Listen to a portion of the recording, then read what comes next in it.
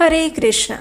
एकादशी एक ऐसा पर्व है जो मनुष्य समाज में अत्यंत दुर्लभ अवसर प्रदान करता है और ऐसी परम सौभाग्यशाली एकादशी है योगिनी एकादशी।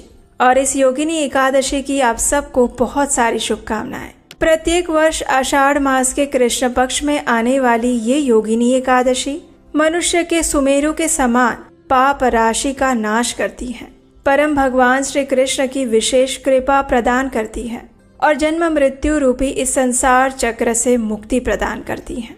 जो भी मनुष्य इस योगिनी एकादशी का पूर्ण मनोयोग से पालन करता है उसके इस भौतिक संसार के सभी मनोरथ तो पूर्ण होते ही हैं, लेकिन उससे भी ऊपर उसे आध्यात्मिक गति प्राप्त होती है जो अत्यंत दुर्लभ है और परम भगवान श्री कृष्ण की शुद्ध भक्तिमय सेवा प्राप्त होती है। तो ऐसे ही परम पवित्र योगिनी एकादशी के अवसर पर चलिए हम उसी की एक पौराणिक कथा का श्रवण करते हैं। आइए आज की कथा आरंभ करते हैं।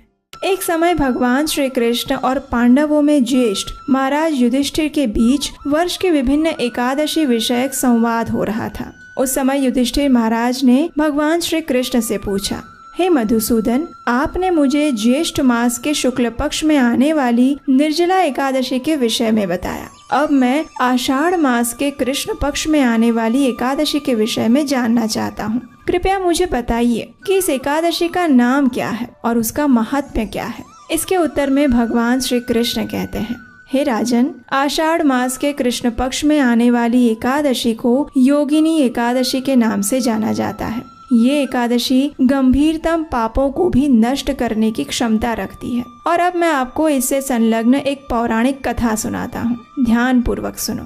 अलकापुरी के राजा कुबेर, जो कि देवताओं के कोषाध्यक्ष हैं, वे शिवजी के बड़े भक्त थे। उनके नगर में हेममाली नाम का एक यक्ष रहता था। उसकी मुख्य सेवा थी मान सरोवर से कुछ विशेष पुष्प लेकर आना और उसे शिवजी की पूजा हेतु अपने राजा कुबेर को प्रदान करना। हेममाली निष्ठा पूर्वक अपने स्वामी की सेवा करता था और कुबेर भी उससे प्रसन्न थे।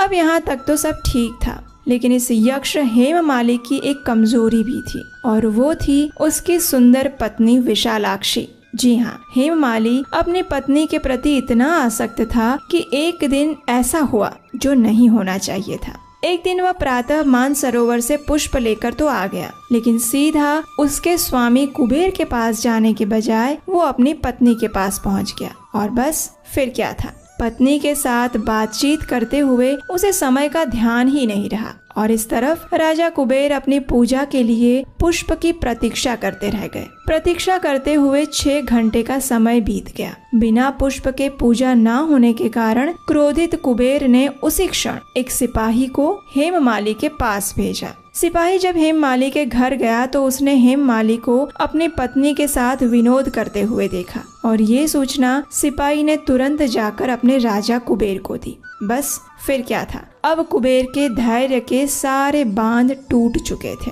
इस तरफ हेममाली को भी समय का भान हुआ। उसे अपनी भूल समझ आई और प्रायश्चित करने हेतु वो उसी क्षण राजा कुबेर के पास पहुंचा। भय से उसके पैर और जीवा कांप रही थी। वो हाथ जोड़कर राजा कुबेर के समक्ष खड़ा हो गया और उनसे क्षमा याचना करने लगा, लेकिन कुबेर के क्रोध की ज्वाला अत्यंत भयावह थी। उन्होंने अत्यंत रोष प्रकट करते हुए हेममाली से कहा, हे मूर्ख, आध्यात्मिक सिद्धांतों को नष्ट करने वाले महापापी, अपनी पत्नी के प्रति तुम्हारी अत्यधिक आसक्ति के कारण आज तुमने मेरे आराध्य देव शिव जी के प्रति अपराध किया है। इसलिए मैं तुम्हें श्राप देता हूँ कि इसी क्षण तुम्हारा पतन हो जाए, तुम्हारा संपूर्ण शरीर कोढ़ की बीमारी से ग्रस्त हो जाए, तुम पृथ्वी पर इस यातना की सजा भुगतो और अपनी पत्नी से सदा सर्वदा के लिए दूर हो जाओ।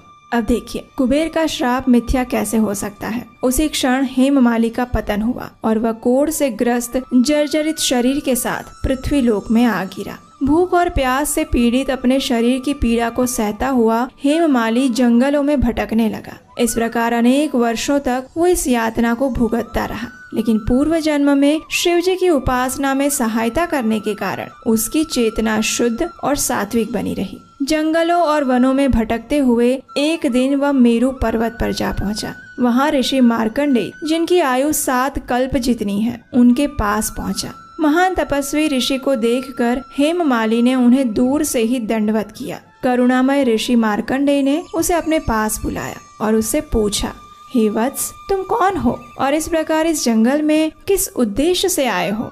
ऋषि की प्रेम पूर्ण वाणी से गदगद होकर हेममाली ने अपने पूर्व जन्म का सारा वृत्तांत कह सुनाया और अंत में हाथ जोड़कर इस प्रकार कहा, हे ऋषिवर, पूर्व जन्मों के कुछ पुण्य कर्मों के कारण मुझे आपके दर्शन प्राप्त हुए हैं। कृपया आप मुझे इस पाप से मुक्त होने का कोई मार्ग दिखाएं। हेममाली की प्रार्थना सुनकर ऋषि मार्कंडेय ने कहा, हे पुत्र, आने वाले आषाढ़ मास के कृष्ण पक्ष में योगिनी एकादशी आएगी। यदि तुम इस एकादशी व्रत का दृढ़ता और निष्ठा पूर्वक पालन करोगे तो इस व्रत के प्रभाव से तुम उसी क्षण सभी पापों से मुक्त हो जाओगे। ऋषि के सांत्वना युक्त वचन सुनकर हेममाली की आंखों में अहोभाव के अश्रु प्रवाहित होने लगे। उसने ऋषि के प्रति अपनी कृतज्ञता व्यक्त की और योगिनी एकादशी व्रत के पालन का संकल्प लेकर वहां से चला गया। जब आषाढ़ मास आया तो उसने योगिनी एकादशी का श्रद्धा और नियम पूर्वक पालन किया। व्रत के दिव्य प्रभाव से उसका शरीर कोढ़ मुक्त हो गया और अपने पूर्व जन्म के शरीर को प्राप्त करके वह अलकापुरी धाम वापस लौट आया। कथा का समापन करते हुए भगवान श्री कृष्ण ने कहा, हे धर्मराज युधिष्ठिर, जो भी व्यक्ति इस योगिनी एकादशी व्रत का पालन करता है उसे 88,000 ब्राह्मणों को भोजन करवाने का पुण्य फल प्राप्त होता है। वो हर प्रकार के पापों से मुक्त हो जाता है और जीवन के अंत में आध्यात्मिक लोक में प्रवेश करता है। अगर आपको हमारे द्वारा किया जा रहा सनातन वैदिक शिक्षा का ये प्रचार सराहनीय लगता है तो स्क्रीन पर दिए गए नंबर पर अपना आर्थिक योगदान भेज सकते हैं। तो ये थी योगिनी एकादशी की महिमा का वर्णन करती हुई कथा। अगर इस एकादशी का पूर्ण श्रद्धा और नियम पूर्वक पालन किया जाए तो ये ऐसी एकादशी है जो मनुष्य को परम उच्च पद भी प्रदान कर सकती है। संसार के सभी पाप एकादशी के दिन भगवान नारायण की आज्ञा से अन्न के भीतर वास करते हैं और इसलिए एकादशी के दिन किसी भी प्रकार का अन्न का सेवन नहीं करना चाहिए। अगर आवश्यकता लगे तो दूध, फलाहार या एकादशी प्रसाद ले सकते हैं। भोजन के साथ साथ एकादशी के दिन अपनी चेतना पर भी ध्यान देना चाहिए। इस दिन अधिक से अधिक समय हरे कृष्ण महामंत्र का जप करने में व्यतीत करना चाहिए, यानी हरे कृष्ण